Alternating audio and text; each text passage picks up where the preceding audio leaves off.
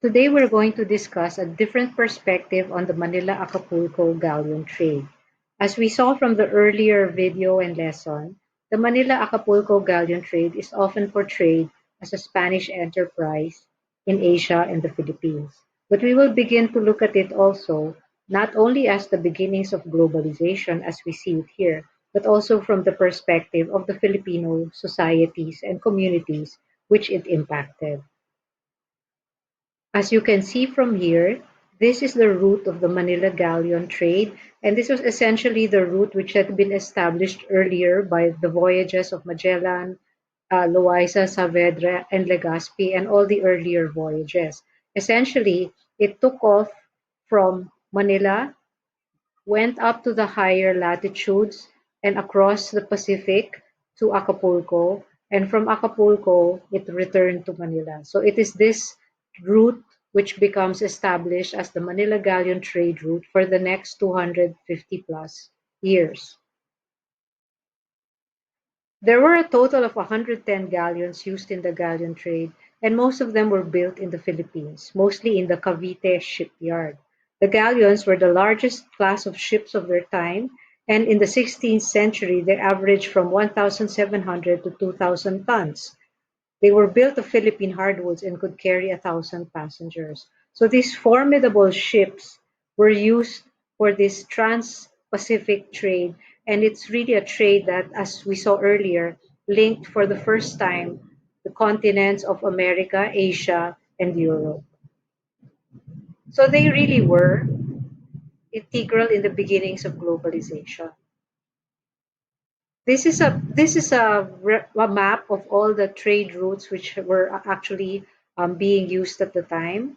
And if you can see, these were the main routes of the global economy controlled by Spain and Portugal, or shall we say under Spain and Portugal. And if you notice, the Philippines was connected to Spain and to Europe through Acapulco. Okay. Asia, on the other hand, was also connected through Manila, and Africa was also connected to the Spanish Empire through the African trading posts in Portuguese Brazil and Spanish America. What were traded on the galleon? From China, we had silk, porcelain, gemstones, ivory, jade, gold, and other luxury exotic Asian goods. And from China, these were brought through sampan trade to Manila. So essentially, Manila was what was often seen as the entrepot, the port city, which gathered all of these trade goods, not only from China but also from other parts of Asia. From Japan, for example, silverware, silk, and other Japanese goods also found their way to Manila.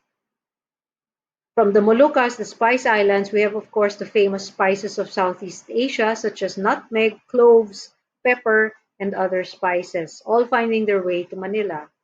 Other parts of Southeast Asia, such as Thailand, Vietnam, also sent their exotic luxury goods. From India and Persia, jewels, carpets, damasks, spices, and other goods.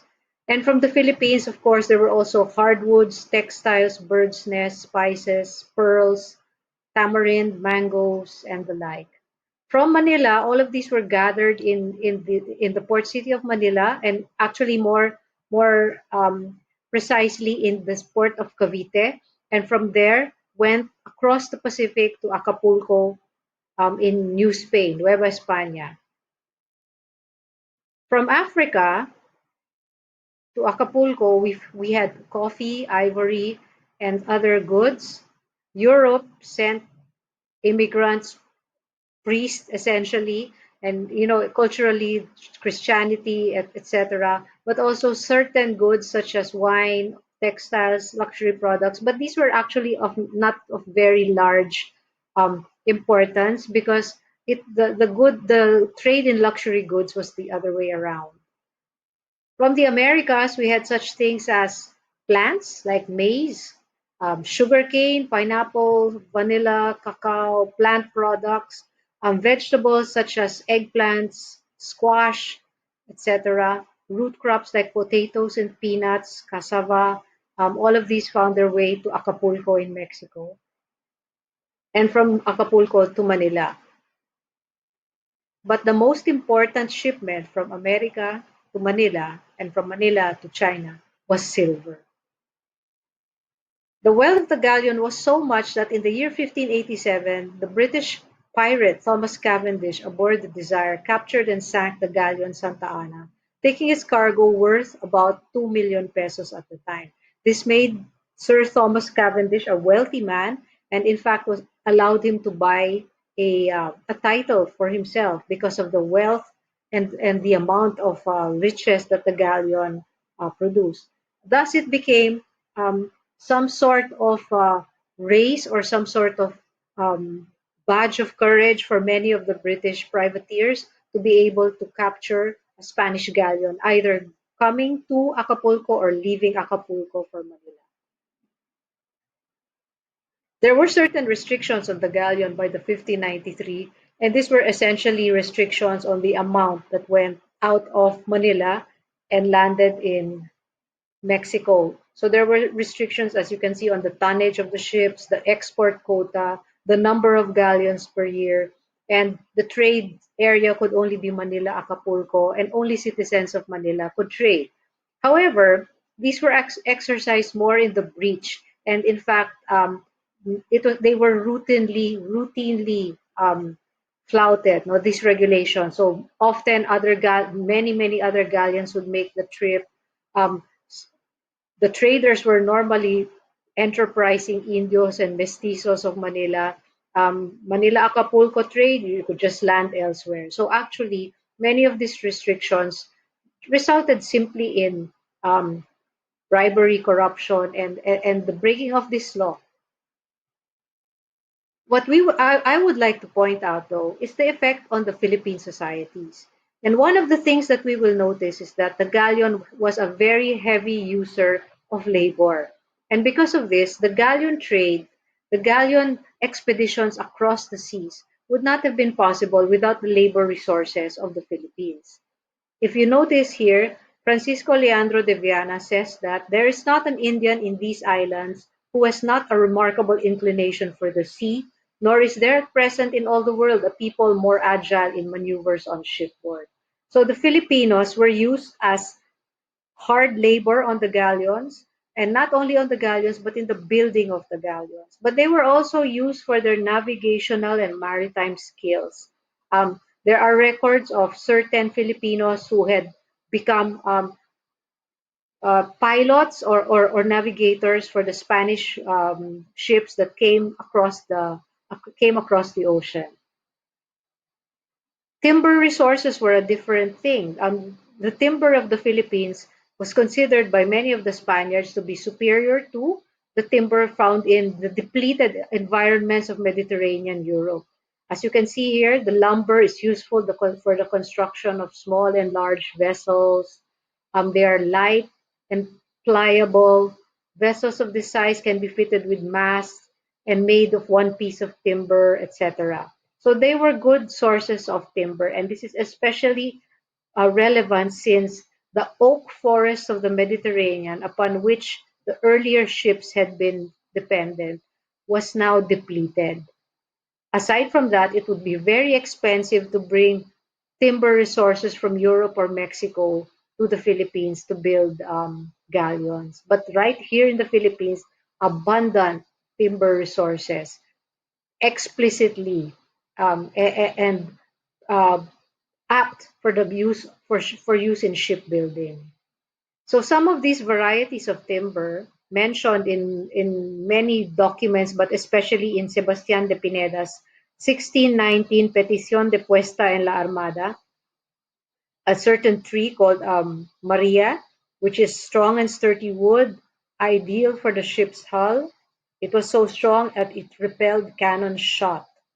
The giho, which was straight and very tall, ideal for the construction of keels and masts. Another tree called lawan, which was resistant to shipworm and ideal for planking. And another very tall, straight tree, which was ideal for masts, called palo maria. They also mentioned different kinds of trees such as the molave, nara, kamagong, banaba, and other kinds of endemic timber varieties in the Philippines, which were seen to be ideal for shipbuilding. Aside from that, ships need sails, and of course, there were also high quality canvas cotton sails found in the Philippines. These were usually from the province of Ilocos.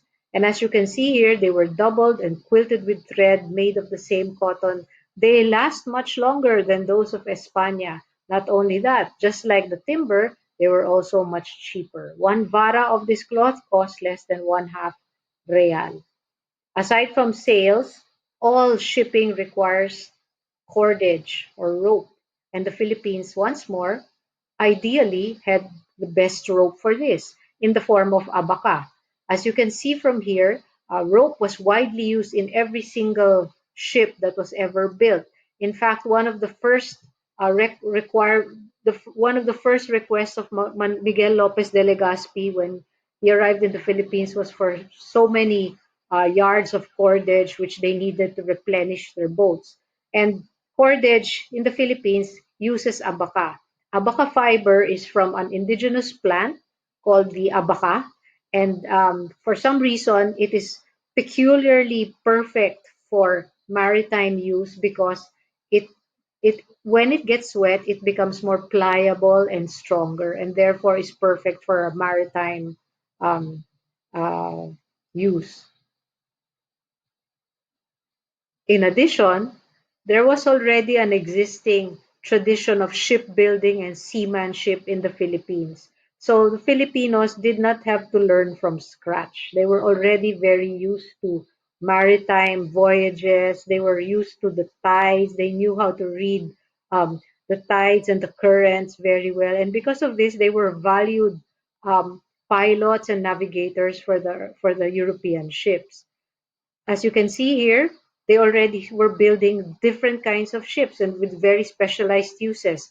They had large canoes, there were virays and barangays, quick and light vessels, they lie low in water, and they are put together with wooden nails. So these particular light, quick vessels were perfect for the coastal waters.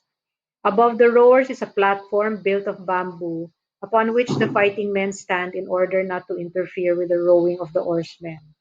They time the rowing to the accompaniment of some who sing in their language refrains by which they understand whether to hasten or retard their rowing. Morga also says these vessels have been used throughout the island since olden times. Other large vessels are called caracoas. This was the warship. There were lapis and tupaques used to carry merchandise. Some are so long they can carry 100 rowers on a side and 30 soldiers above to fight. So these are some visuals of the Philippine warships like the Caracoas in Spanish prints of the 17th century. So as you can see, they did show the outriggers with the banks of rowers even on the outriggers themselves and the platform where the warriors used to ride.